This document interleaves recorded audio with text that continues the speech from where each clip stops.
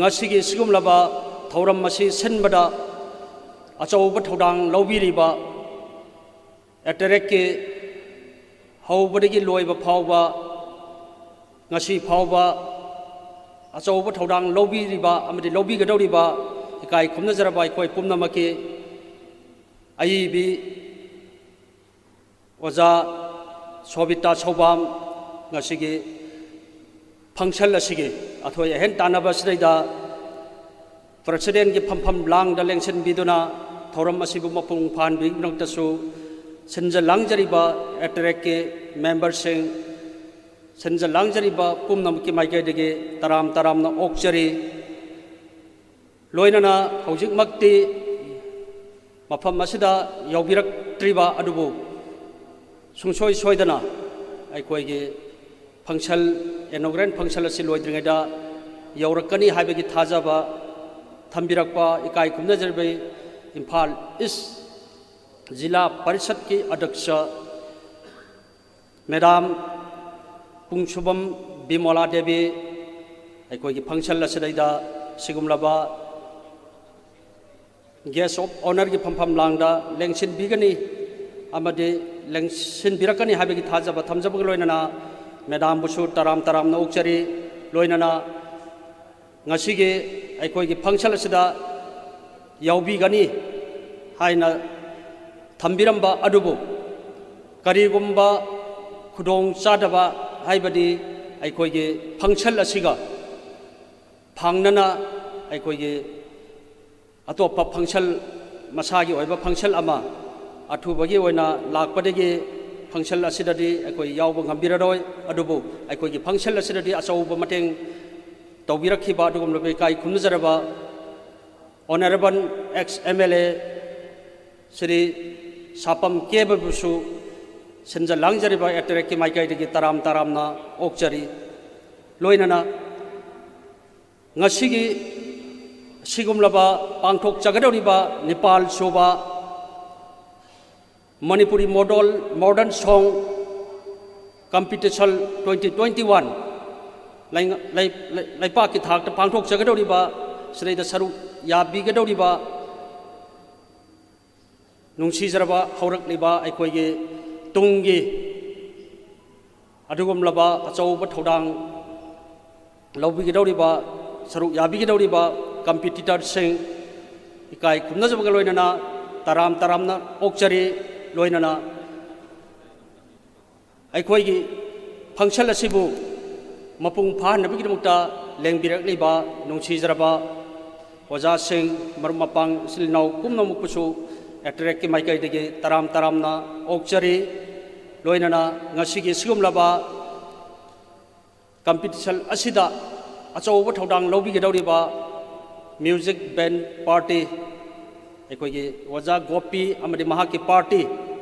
senja langjariba attract ki maikai dege taramna okchari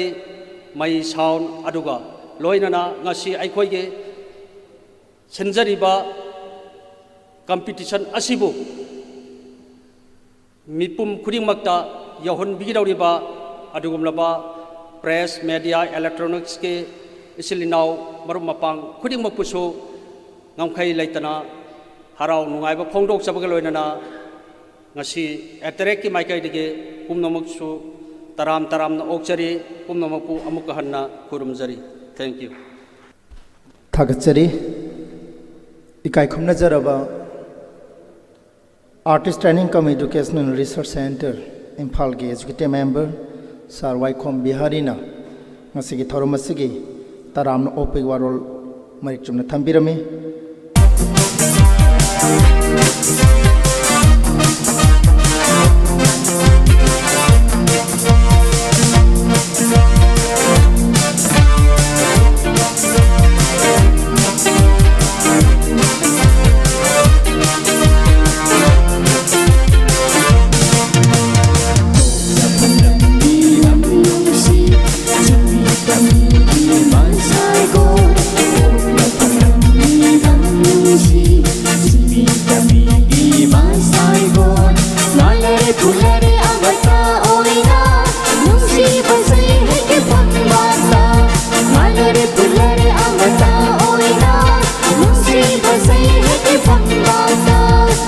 ꯅꯨꯡꯁꯤꯕ ꯁꯩ ꯍꯦꯛꯀꯤ ꯐꯝꯕꯥꯛꯇ ꯄꯣꯛꯂꯛꯄꯒꯤ ꯂꯝ ꯅꯨꯡꯁꯤ ꯆꯤꯡꯒꯤ ꯃꯁꯥꯏꯕꯣꯟ ꯃꯁꯥꯏꯕꯣꯟ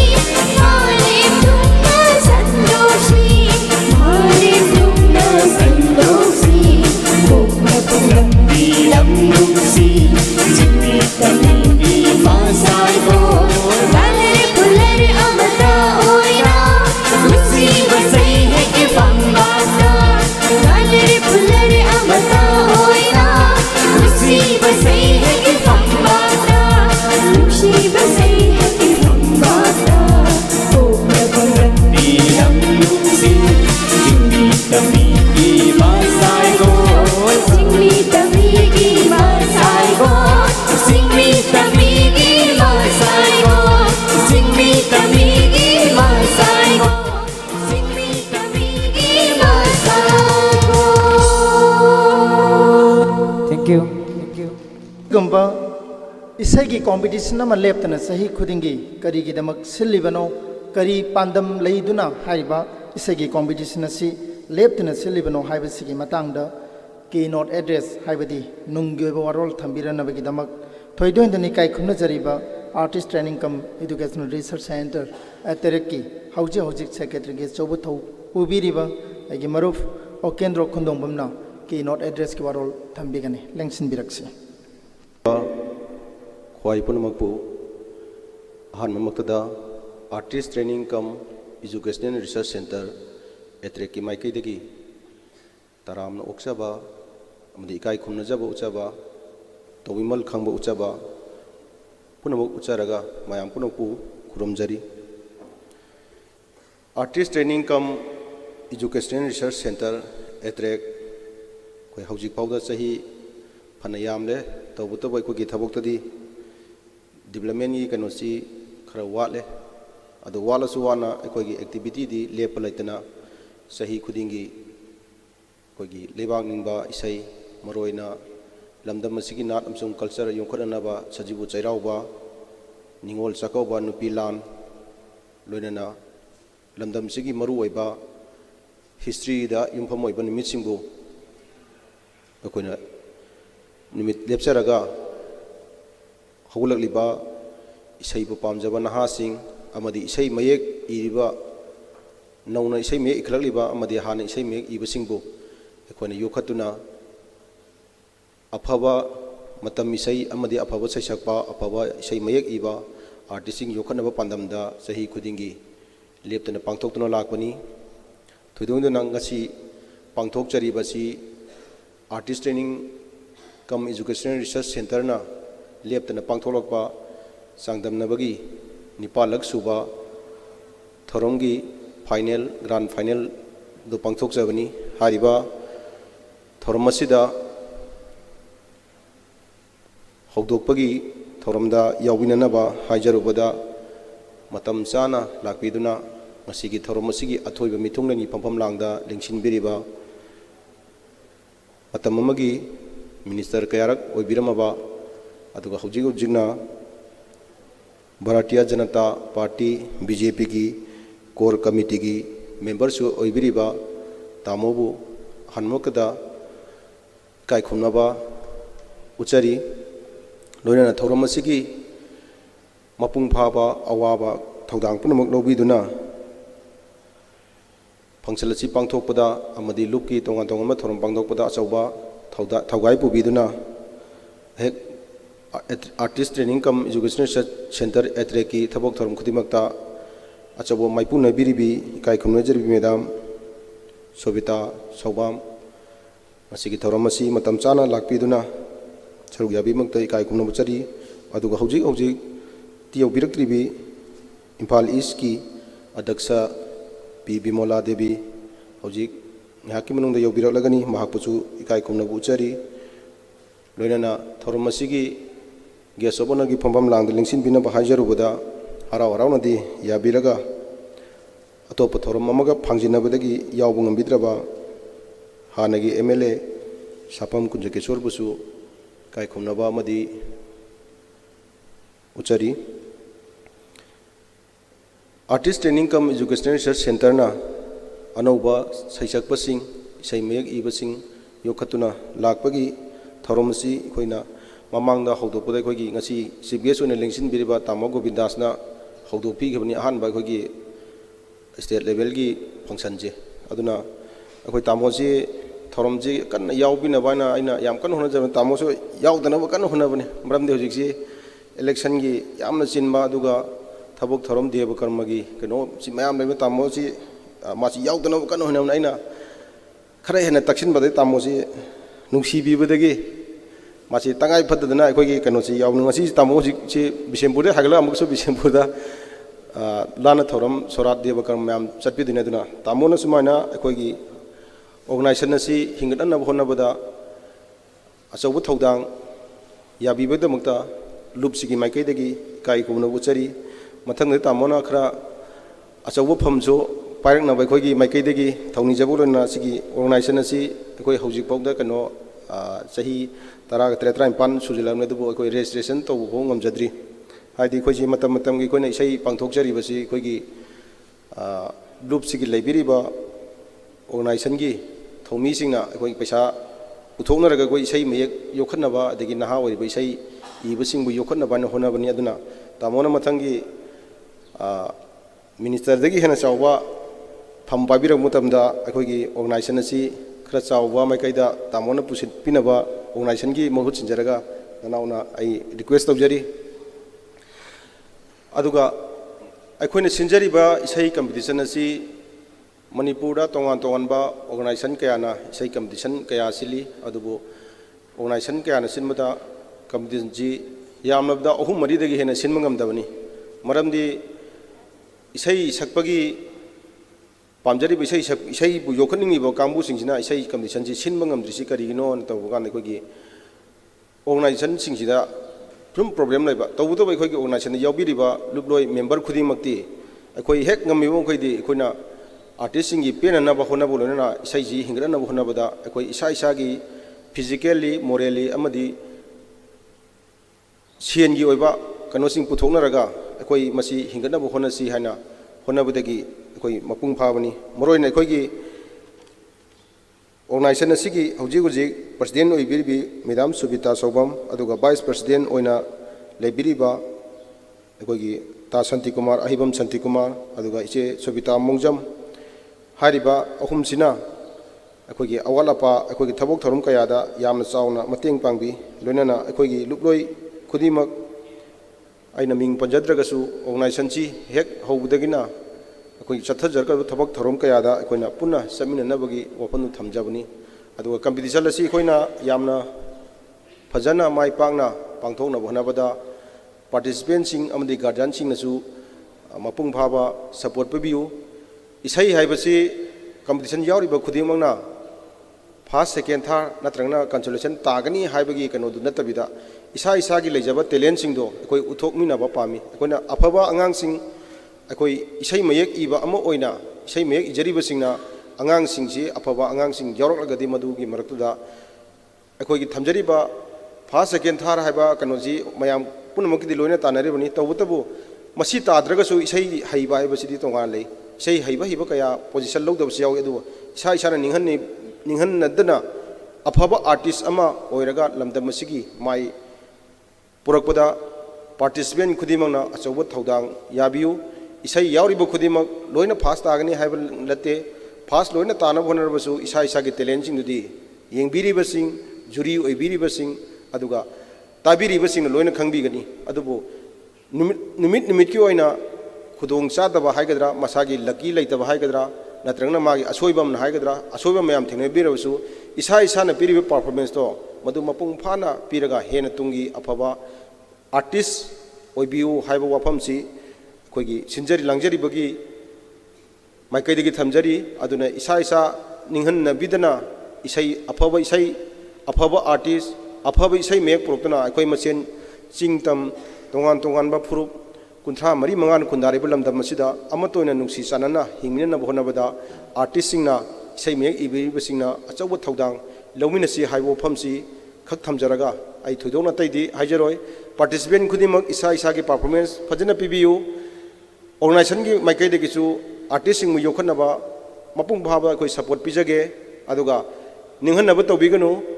मकोक मथंग ताबा हाइबसिदी इसा इसागी मागी मपोक मईदा नत्रग मसागी कनोद यावजरबनी हाइबो वफमसी इसा इसाना खनबियु अफबा artist ओइबिनबा अफबा इसई सकपो ओइबिनबा अपुनबगी सक्तम ngakpa ngamba artist oibiu haibo famsi attract ki maikaidagi thamjaraga punmangpu thagachari makha taba organization pangthokpa isai nongmai gi thorom sing isai mayek ibagi thorom sing da mayam punmang support pibi haibo famsi thamjari punmangpu amukana khurumjari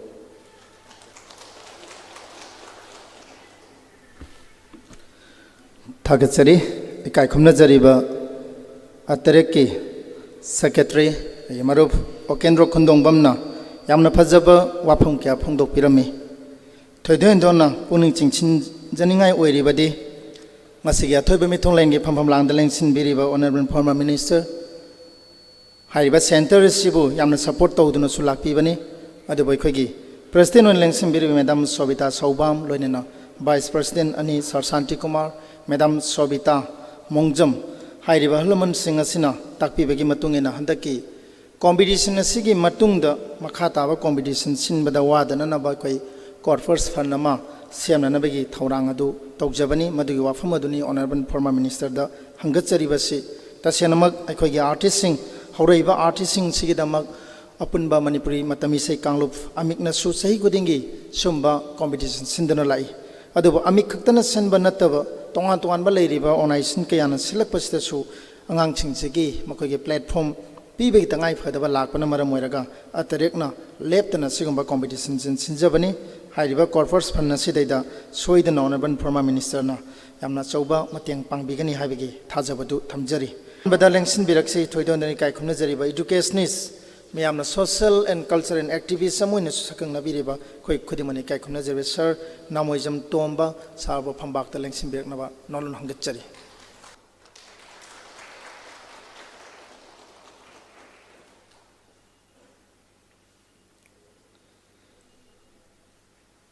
थागचरी बिरकनी इकाय खुमना जरिबी madam Salam Ombi बजनी Laijalaima enterprises Sagolband Bijoy गोविंदगी मदगी proprietor रोइबिरिबी madam Salam Ombi बजनी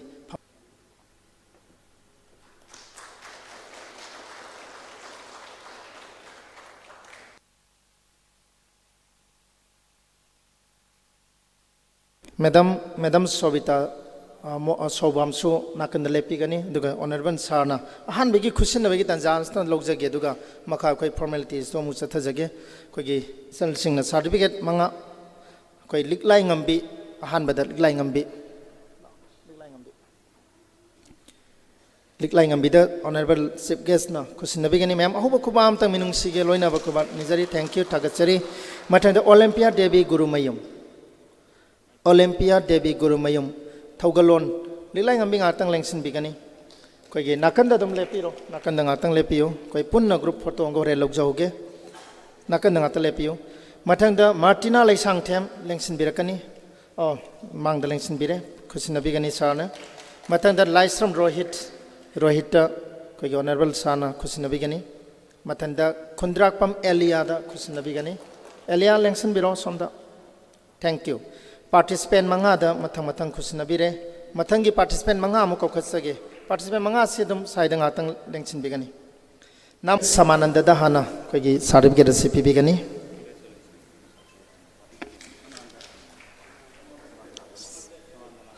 अब विद्यानंद दी करमना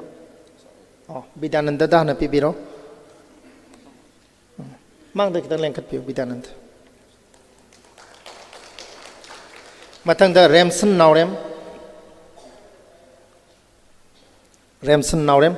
खितंग लेंखत पियो मांगलम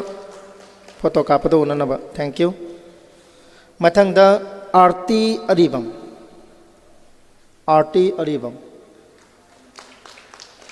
मथंग दयाबती दयाबती खुसिनबीगनी लाइस्रम मथंग वारेपम भगत खुसिनबीगनी वारेपम भगत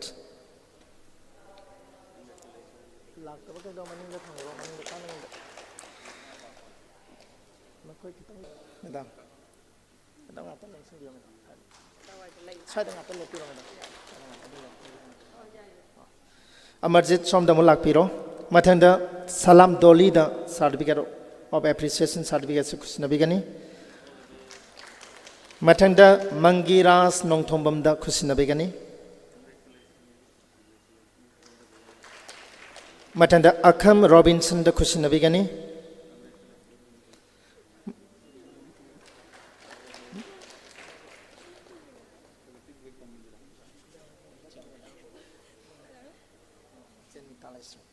जेनिता लाइस्रम खुसिनबीगनी लाइसांगथेम जेनिता लाइसांगथेम खुसिनबीगनी थैंक यू कृषिबानी खुसिनबीगनी Irom Payal honourable former minister certificate of appreciation लौबीरी मथंग Krishibani Sagolsem thank you थागचरी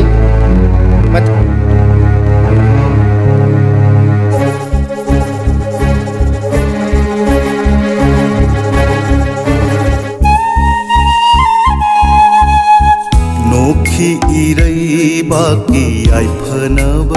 लानफामद होटनखी Tungi मिरोल कन्नबा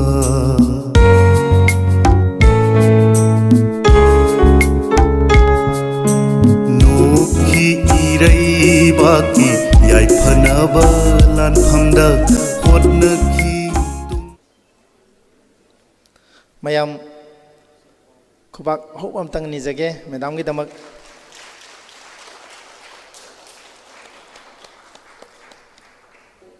competition की प्रोग्राम की थोदो हेंदोना इकाई खुमनबद मतिक चारबा असिगी चीफ गेस्ट की फमफम लांगद लेंसिनबिरिबा मिंगोइना पंजरबदा Govindas Konthoujam honourable former minister हौजिकना अखोई एमएलए ओइबिरिबा सारबो अइना अहानबदा इकोकनोन इकाई खुमना उच्चरी लोइनना ngasi फंक्शन असिगी प्रेसिडेंट की फमफम लांगद लेंसिनबिरिबा थोइदो हेंदोना इकाई खुमनजरिबी सोबिता सौबाम बुसु अइना इकाई खुमना उच्चरी लोइनना honourable ex MLA पाछोई AC Sapam कुंजकेश्वर केबा महाक्ति लाकपिद्रब माले महाक पोसु इकाई खुमना उच्चरी लोइनना ngasi लाकपिरिबा आइगी मांगद लेंसिनबिरिबा अखोइगी अइना यामना थोइदो हेंदोना खंगलुद्रगसु ngasi si अखोई इसै नोंमाइगी inaugural ceremony si top finalist 8 Manipur की मॉडल सॉन्ग कंपटीशन 2021 हाइदना आई अखोई इनवाइट सिसु येंजहौद्रे होजिकसिदा लागा उजरीसिनी थबकसि यामना सिनबना मरम ओरकांदा होजिकसे अखोइगी ओइनादी थबकसे सुकी मतिक चिल्ले अदुना हाइरिबा साइसिदा अखोइगी आर्टिस्ट आइगी मांगदा होजिकता अखोई पुन्ना लेपमिनदना प्राइज पीखिबा इसा इनाउसिंग लोइनना साइसिदा अखोइगी सिनबी लांगबिरिबा ऑर्गेनाइजेशन असिगी कमिटी कांगबू अदुगा अतोप अतोपा लाकपिरिबा खुदिमक अइना मफमसिदा लेंसिनबिरिबा खुदिमक पो अइना कोकनोन इकाई खुमना उच्चरी कसुम याम हाइनिंगाई लेते हुजिकसे इसै नोंमाई अखोई इसैसि अखोइनदी याम का हेना खंगदे अदु खंगुद्रगसु मयाम पुनमकना अखोई अवा पोथाना फम हाइबसे इसै फजबा अदो थाइना ममांगैदा अखोइगी इसै सिंगसिदा अखोई पाखंग लेसाबिगी वारी हाइतारे अदुगुम्बा प्रमाण पांथै इसैना तौनरमी अदुबो हौजिकती अदुमक नत्रगसु हौजिकती मॉडल सॉन्ग असिदा हौजि मणिपुर की ओइना अदुगा अतो अतोप ऑल इंडिया की मागी सनबी मागी खोई मणिपुर की सॉन्ग अदुम खोई आधुनिक लेजरे अदुगा अतोप कीसु लोइना लै अदो लैबसिदा अखोइगी ओइबदसु अदुम कंपटीशन हौजिक रूपरागा अदगी अतोप अतोप अखोइना याम का हेना खंगुद्रगसु इसै नोंमाइगिदा मयाम अमा लैग्रे सिगुम्बसे हौजिक मैतैगी ओइना खोई नुंगाइरगदी हाइबा तारे इसा इसुसिंग खोई नुपा फंगदबा कांगुना नुपा फंगबा मतम नुपी याउदबा नुपी फंगबा मतम याव मतम सैदा अदु नत्रगना पाखंग लैसाबिसिंग नत्रगना अखोई मौनहा सक्सान हैजानबा अदुगा लैसाबिसिंगना यामना मरुओइना इसैसे यामना पामनना तानबा हाइतारे अदुना हौजिक तानरिबि इसैसे असुकी मतिक हानदगिदी यामना फगले अदु उरगसु हेन फगदनबा हौजिकसे ट्रेनिंग मयाम अमा कोई सिंदना कोई मयाम से अवा पथारनबा हेन चाखननबा होनरिबनी अदुना आई कसुम याम हाइनिंगाई लेते इसै नोंगाई मरमदा कोई कसु थोइदोना हेन खंगदे अदुबु मयाम पुनमक होनबिरिबा खुदिमक थबक हाइसिदी खुदिमक चप मानै आईएएस की लमदा माना मकोक थोंजबा अदगी डॉक्टर की कोई कनो तौजदना अद इंजीनियर सु हिरम खुदिमकता मागे टॉप टॉप माना चचरिबा हुजि होय हंतक वर्ल्ड की कोई कंपटीशन दा कोई मीराबाई मा कनो तौरे फास्ट ताई सुमाइना इसैगिदसु दुम मकोक मथंग ताबा लै फास्ट ताबा लै पिकपा चावबा तुंगानबा अइना तौरुबा थबकतुददी पुकनिंग चंगबा तौगे खलबा मकोक ओइननबा होय लोइनमक्ति मकोक ओइबदी याबा नते अदुबु खरा हेना अखोइना पुकनिंग चंगबा हाइतारे थबा अमा तौबा हाइबसे पुकनिंग चंगदबदी सोयादे पिकपा लाइबा मत लैते कनागुम्बना माना तौरीब थबकसिदी अराइबनी हाइबनी अदो सुलाई लाइते थबक खुदिमक्ता लोइनमक चप मानै अइना तौरीब थबकसे अदुम लोइनमक मानबनिना थबक तौब खुदिमक्ता अखोइसे फजना यूनिटी दगी डिसिप्लिन थौगलोन ओजा गुरु मसक खंगबा ओजा गुरु न यानबा अखोई थबक अमा तौब कांदा ओजा गुरु अखोई याम फजना रेस्पेक्ट तौब तारे अदुगा आई इहैदु माई पाकनबा होनबा तारे अदुना अखोई खुदिमक अफबा समाज अब ओइबा कांदा पैसा खक्तनसु यादे हिरम खुदिमक अवाटपा अमता लैबा यादे अखोइना याम चावखले हाय तारगसु इसै नोमाय हायबसे याउद्रगदि चावखटपा अमु कौरोइदोइनेबा अदुना लोइनमक अखोइ खुदिमक अमत ओइना पैरेलल ओइना चटमिनरकांदा चावखटपा नुंगाइबा याइफबा तंगदु लैताबा स्टेट मणिपुर अम ओइदोइने अदुना अखोइ खुदिमक फमिनासे हायबा वफमसे थमजरगा मयाम पुरम पुहन खुरुमजरे मियोय अमखंनि ओजाना तरेक नुंसिबिदना अमदि हौरलिबा इचासिं इनाउसिं असिबु नुंसिबिदना कोऑपरेशन पीबीबा वाना थिबिदना कोविड-19 की सेकेंड वेव की पेंडेमिक मनुंग अदुदैदा इसैसिं असि तारग यामना कुपना यंगसिनबिरगा मसि खन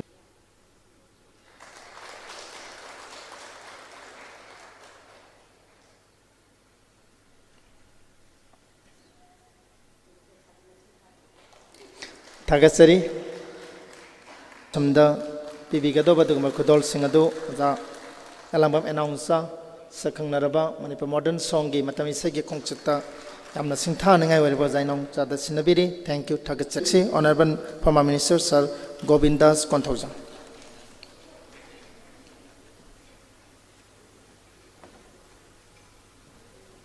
सुप्रभात artist training cum educational research centre ना पांथोकपीबा इनॉग्रेल सेरेमनी टॉप फाइनलिस्ट निपान सोबा मणिपुरी मॉडर्न सॉन्ग कंपटीशन 2021 की याम निंगथीजरब थौरम असगी प्रेसिडेंट की फमहमदा लेंसिनबिरिबी थोइदोंगनुना इकाय खुमनजरिबी मिंगोइना पंजरबदा Sobita Sabam president artist training cum educational research centre इकाय खुमनबुचरी लोइना हुजिकता वांगांग बिरंबी मतम कुइना जिला परिषद की मेंबर ओइना अमसुंग अध्यक्ष ओइना इम्फाल ईस्ट की लेबिरिबेगी चनुपी पी बिमला देवी इकाय खुमनबुचरी लोइना मांगदा लेंसिनबिरिबा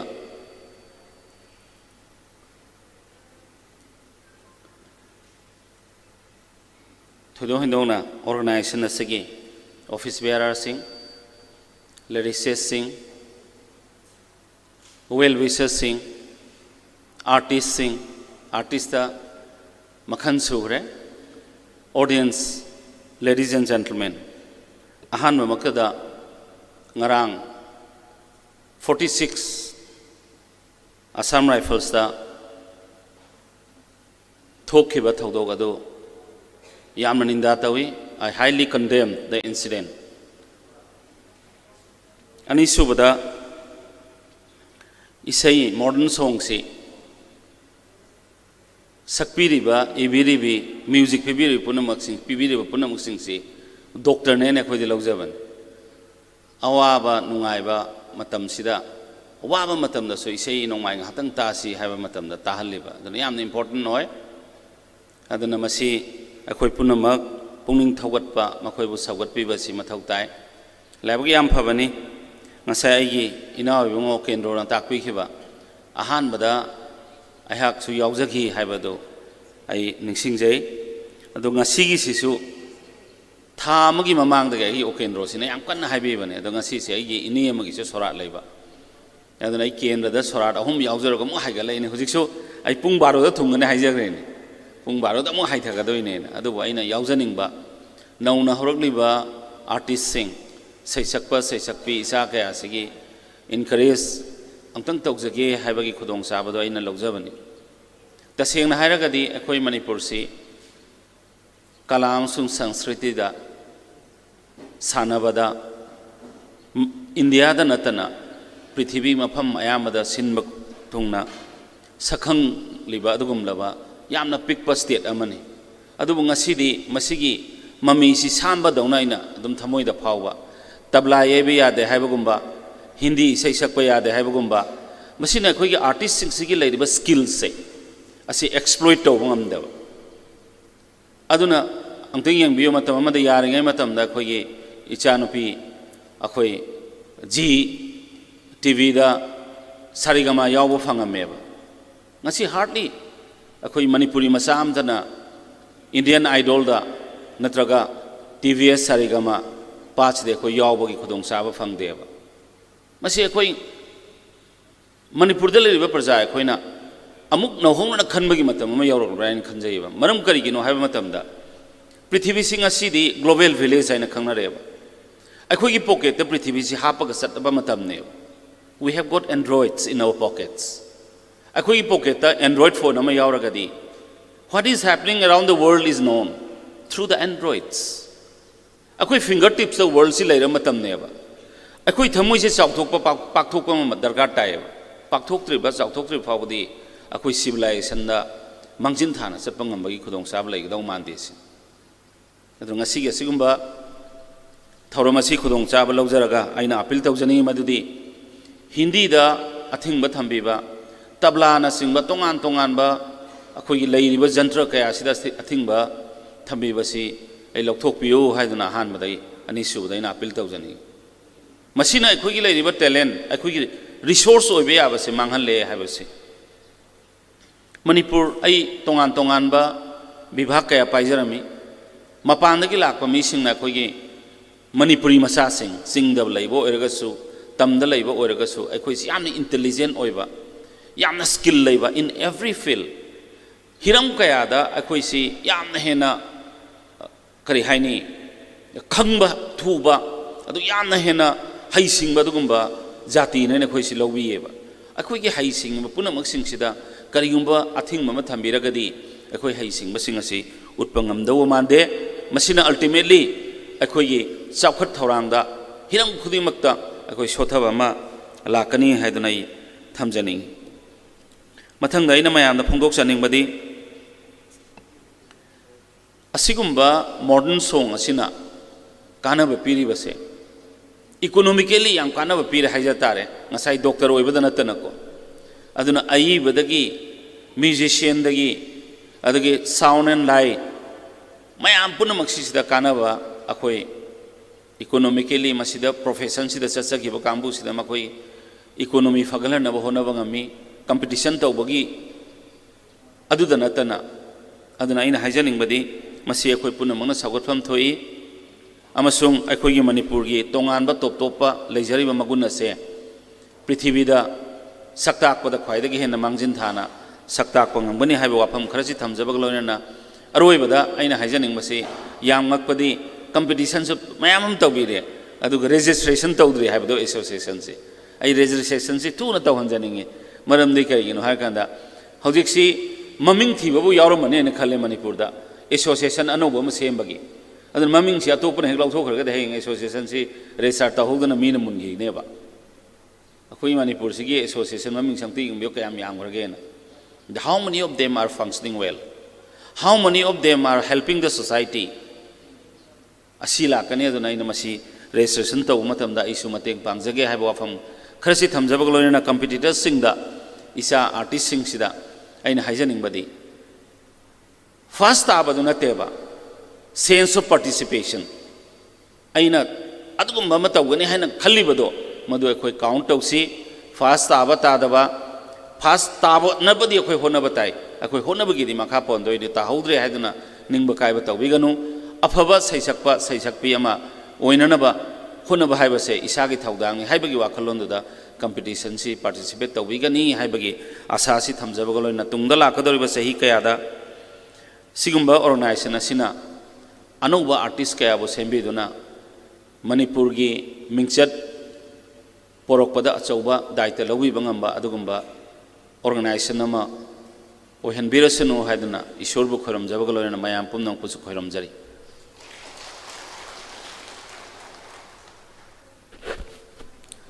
थागसरी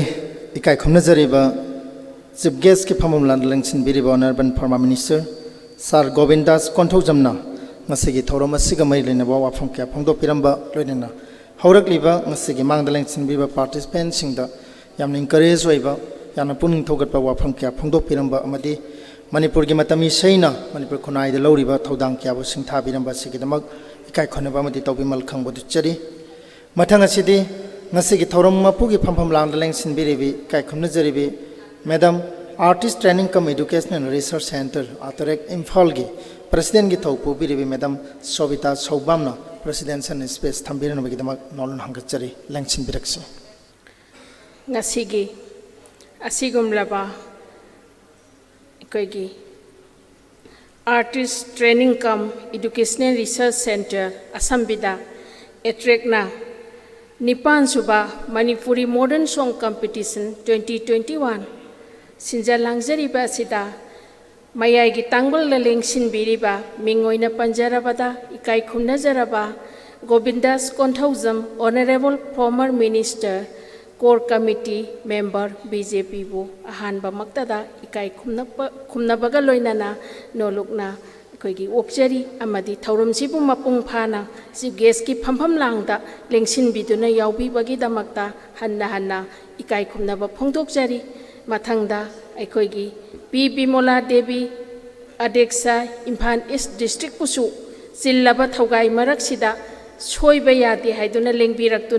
thauram sida saruk yabi bagi damakta su hanna thagachari loinana ngasi gi di lengsin birakraba asinba amadagi hanadi ayaba pibirakraba aikoigi honorable ex MLA Pasoi AC gi sapam Kunjakeshor Singhabusu ikai khumnaba uchari loinana ngasi gi aikoigi asigumba pangthok jariba aikoigi state ki oiba thakta pangthok jariba asigumba isai nongmai competition asida aikoigi thauram sida soiba yade sataba yade chillaba thogai kya bo kai thoktuna lengbirakliba koigi ahalaman sing koigi artist amadi koigi aibi sing thauram sibu pukning thogat piriba ada koigi top 15 khanbada koigi thogai pubi khiba koigi thawai haksang yaunai koigi khanbi rakhiba artist singbo adigumba koigi ikai khumna jaraba jaje singbuchu aihakna ikai khumna bu uchari loinana aikoigi thauram asibu mapung phadana ngasidi aikoigi aroiba round ga loinana aikoi thauram se mang sida hujik leplare ahanba thauram loisilakadorabani aikoigi isai nongmai gi nongairaba thauram si hujik mangda leplara dauba thunglara dauba pungpham do khajikta ngaisilla aba matamni aduna punamak pusu president ama oina ayangna ikai khumna jari no lukjari loinana aina amakhak thamjaning basu aina asigumba chauraba platform asida aina president gi thogai pujarakpa asi tasengna hairagadi aikoigi laikhidraba oja momon goigi momon laikhidabadagi sugumba aina phamham asi aina matam kharagi oina phamjabani haibasimasu thamjage koigi uning thauna yumbi oiba phangdadana kegena yumbi oiba gumbani aina hujik laijari basi isai nongmai gi lam asida ai thoidokna khangjabasu natte aihak oja moina laijarami retire oijare andagi lairik ibagi lamda thengna khara mukjang sanjai lairik ani ma phongjakhre hoji aibu nungsibidana sugumba khara retire oirakpagi khudong chabasisu yengaga makoina aibu koigi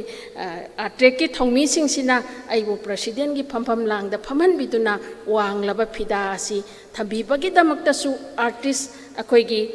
atrek ki maikaida aina hanna thagatpa phongdokjari aikoi isai haibasidi tasengna yaudaba yadraba aikoigi punsi sida sagona dunata laklaba amani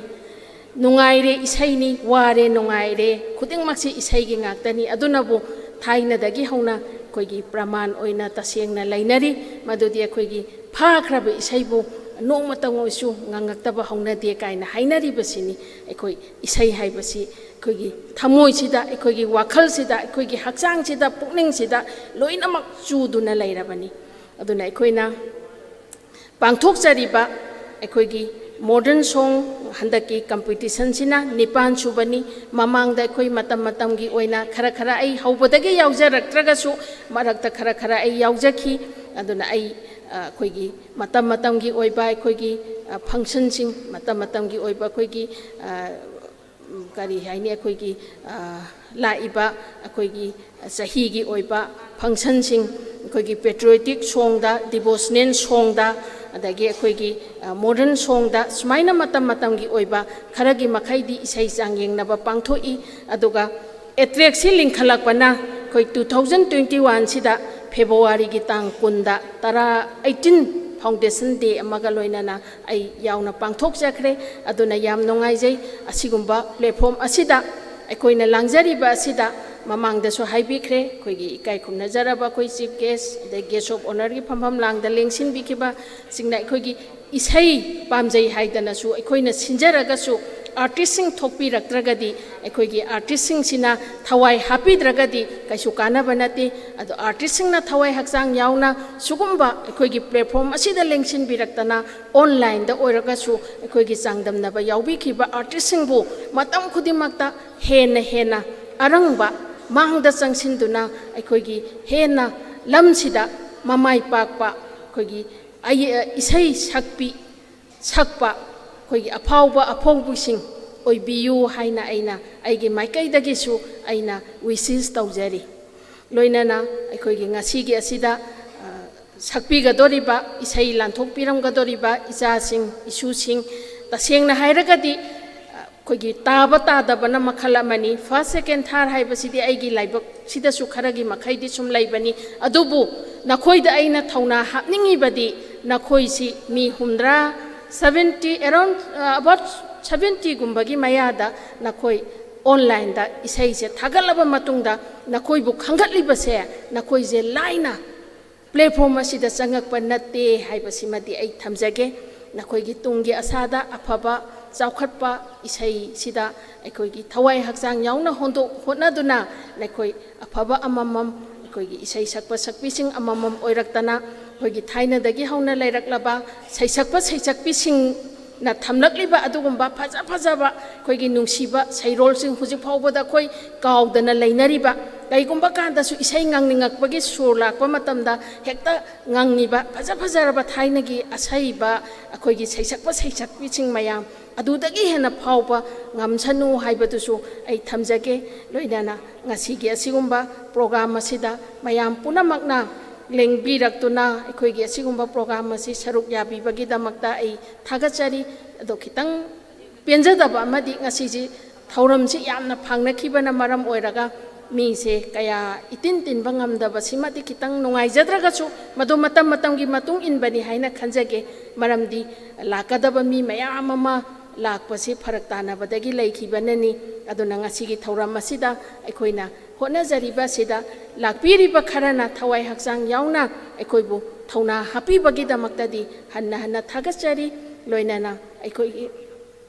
थौरम असि तुंगदसु अखोइगी लाकदबा मतम मतमगी ओइबा festival सिंगदा पांगथोकपा ngamjage हाइबा वाफमसिगा थमजरी लोइनाना अखोइगी सि अथुबा मतमदा अखोइगी ngasiगी programme असि लोइख्रबा मतुंगददि अखोइ कइनोसि अखोइ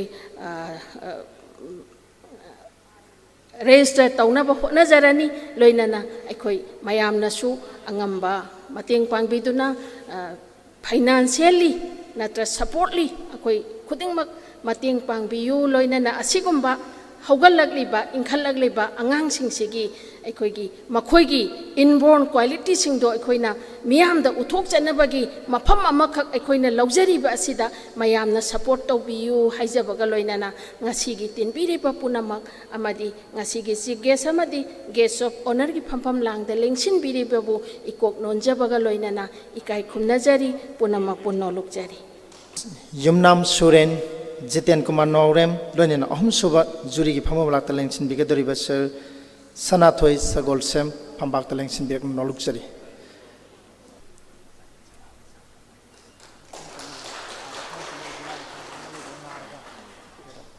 थागचरी chief guest थागचरी thank you sir Suren लेंसिन बिगने दमक मथंग the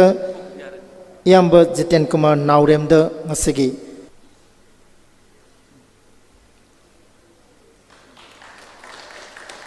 thank you थागचरी मैडम थागचरी अहम सुबह जुरी की फमम लांदा लेंसिन बिगदरिबा सर सगोलसेम सनाथोयद ngasiगी गेस्ट ऑफ ऑनर की फमम लांदा लेंसिन बिरिबि मैडम पी बिमला देवी अध्यक्ष इम्फाल ईस्ट डिस्ट्रिक्ट ना असम खुदोल से खुदोल तंबीगनी मथंग असिना ngasai ekoina kokthok sakhiba ikai khumna jeriba donor sir jila lai sangthem phambak tam tang lengsin birakna ba nolun hangachari govindas konthau jamna asimba certificate of honor asi tawbeduna ikai khono upikane of thanks pe birana bagi dama ikai khumna jeribe hizam surmala treasurer atarekna ngasi ki thagar warol se thambirana ba nolun hangachari ngasi tinbiriba khwai punamapu ikaiba khunnajabaga loinana thagasari aduga ngasi November gi tang 13 aduga maijing nomit 2021 sidaisida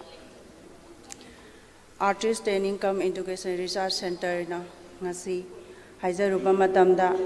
harau harau na yabirakpa Chief guest ki phambam langda lengshan biriba Sri Konthau Govindas Honorable Farmer Minister Core Committee Member BJP bu ngkai leitana thagasari harau phongdok sari